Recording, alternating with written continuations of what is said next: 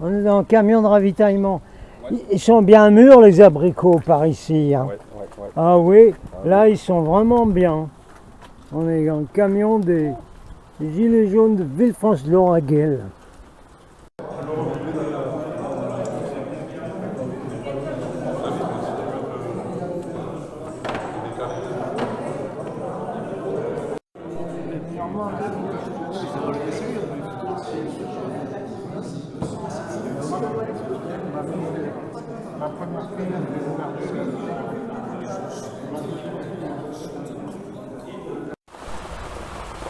Je n'ai pas bien mentionné la date.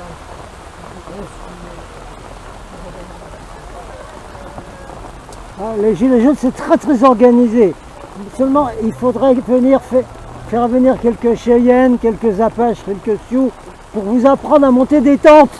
Hein, parce que là, ça a l'air de ramer dur, hein, là, sur la Volga. Là. Bon, quand les Gilets jaunes sont organisés, il y a tout ce qu'il faut. Il y a même un groupe électrogène. Hein, non plus. Alors là, c'est pour les agora débats, tout ça. Et il y a des fuites d'eau quand même. Hein. C'est pas le niveau du Save Zavata quand même là encore. Hein. Non, mais quand même c'est joli. Et puis vous voyez le monde un peu. Oui, on visite, hein, comme ça vous donnera des idées quand même. Non plus. Hein. Non plus. Alors bon, là c'est pour l'agora, là c'est la buvette. Là c'est la buvette. Voilà. Et il y a des fuites d'eau aussi quand même. Et là c'est la cabane, là, voilà.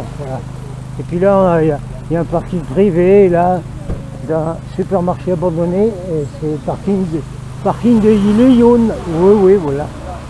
Les drapeaux, sont en berne. Parce que voilà, alors la cabane. Oui, je vais déjà montrer la cabane déjà. Il faut quand même voir que c'est quand même un groupe qui tient et qui sont quarantaine en général. Hein, d'accord. On est quand même une quarantaine ici. Hein, Lauragais en colère. Voilà. D'accord. Et vous avez leur groupe Facebook. Hein, Lauragais en colère. Et là, c'est bien au sec hein, quand même dans la cabane. Oui, la cabane est bien au sec ici. Là. Voilà.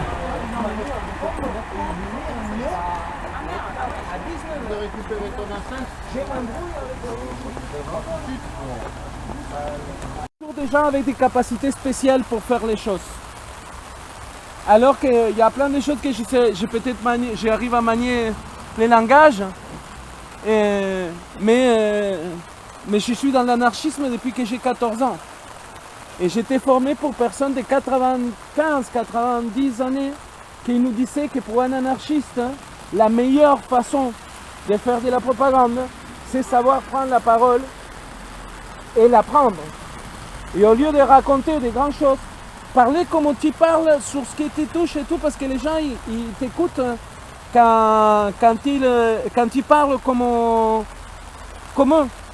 nous. Donc il n'y a pas besoin d'avoir une grande formation de linguiste, rien. Et c'est très important parce que là, quand on est venu, la dernière fois, c'était parce qu'ils nous demandaient de venir ici pour former des gens pour qu'il y ait d'autres petites écoles Gilets jaunes. Et nous, on n'a pas grand-chose à dire de que n'importe qui de vous, tous et toutes, peuvent se rapproprier d'un sujet, les travailler ensemble et y aller. Parce que déjà, on a tout à gagner là-dedans. On n'a absolument rien à perdre, on a déjà tout perdu. En fait, on galère, on n'arrive pas à la fin du mois, on est en train de voir le monde s'écouler, la guerre, elle est à la porte. En fait, et donc tout ce que nous on peut faire, par contre, il ne faut pas qu'il nous paralyse. Parce que comme il dit Emma Goldman, il le dit très bien, si on arrête de rêver, on est mort. Si on arrête de rêver, on est mort. Et en fait, l'idée aujourd'hui, c'est de se réapproprier de nos angoisses les plus profondes pour ne paralyser. Il y a une gilet jaune qui est du bassin d'Eto. celle dont sa maison elle a brûlé, ça fait pas très longtemps et tout.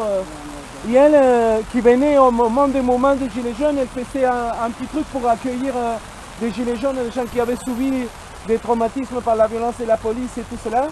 Et une fois qu'on avait passé avec la petite école Gilets jaunes au local de la Grève à Frontignan, elle nous avait expliqué qu'aujourd'hui les mécanismes des systèmes de gouvernance et surtout mondial essaient de lancer des messages contradictoires pour faire en sorte de faire réagir nos cerveaux comme quand on se met en situation de défense. Et c'est une arme psychologique. Ça veut dire que quand on te dit tout et le contraire, c'est pour cela qu'un jour ils disent une chose, ils disent une autre. Notre analyse, si elle n'y va pas en s'appuyant les uns et les unes avec les autres sur une finalité, qui est le chemin dans lequel on va y aller, pas avec la croyance, mais avec la conviction, il nous paralyse. Notre réflexe, c'est de râler, mais de se paralyser. Et se paralyser dans les... On n'est pas assez fort, on n'est pas assez grand, on n'a pas les outils de tout cela et tout. Et pourtant, il y a des énormes... Quand ils sont créés, l'international anti-autoritaire à la Fédération des Jura, ils étaient 19. Hein? Il y avait des gens entre 14 et 27 ans. Ok? Et 19. À 19, ils sont lancés dans le monde tout ce qui a été l'émergence des mouvements ouvriers internationaux les plus avancés dans l'histoire de l'humanité pour le moment, qui a amené à ce qui s'est passé en Espagne, mais aussi dans des mouvements en Amérique latine, au Japon, dans quantité des endroits dont on nous cache beaucoup aussi. Nous-mêmes, on est en train encore de devoir récupérer nos mémoires. Tous les jours, on découvre des gens, des inspirations anti-autoritaires qui, quelque part, parce qu'en fait aussi, il y a une occidentalisation de la pensée. Et on est, nous, enfermés, de la même façon qu'en France, on t'enferme en disant que les nuages de Tchernobyl peuvent s'arrêter à la frontière française. Ou comme ils sont fait la dernière fois en disant en Italie, il y a le Covid, et ici, ça n'arrivera pas. Hein? Et la même chose c'est avec la guerre. En fait, si moi je serais en Argentine, la guerre, elle serait à la frontière de chez moi. Ça veut dire qu'on n'a même pas une vision, ils nous sont tellement franco-centrés, eurocentrés, occidentalisés, que des fois on n'a pas une vision objective de qu'est-ce qu'est 1 kilomètre. On prend la bagnole aujourd'hui, là, on prend la bagnole et on part d'ici, on arrive en Ukraine cette nuit. En Ukraine. En fait, c'est ça qui est hallucinant. La guerre, elle est là, elle est juste à la porte. C'est nous, dans nos têtes, qu'on la éloigne, on la voit à la télé et tout cela. Mais de la même façon, c'est en train d'arriver dans plein d'aspects. Ça veut dire que nous avons aussi une prise énorme sur tout ce qui est en train d'arriver. Et ça, c'est très important de ne pas se laisser endormir, parce que la France, ce n'est pas le monde entier. Les problèmes qu'il y a en France, c'est pas les problèmes qu'il y a dans le monde entier. Et nous devons nous intégrer de façon internationaliste dans un processus qui ne peut qu'être international. Et donc du coup, quand on n'y arrive pas là, ben, il faut y travailler dans d'autres sens. Il y a des initiatives qui sont en train de se faire. Ici à Toulouse, il y en a des initiatives pour se solidariser avec des insoumis ukrainiens, comme il y en a pour des gens de Palestine, pour les ci et cela et tout. Et il ne faut pas oublier que dans les années 80-90, je sais pas, les mouvements sociaux a libéré Mandela. Et il y a eu, la lutte contre les nucléaires, qui a été on a eu des grosses victoires. Et ça fait 20 ans. On n'est pas en train de parler de cela. Qu'est-ce qui se passe aujourd'hui? Il nous serre le cerveau aussi. Et nous-mêmes, on se bride. On se bride en permanence en train de se dire on ne sera pas capable, ça ne sert à rien.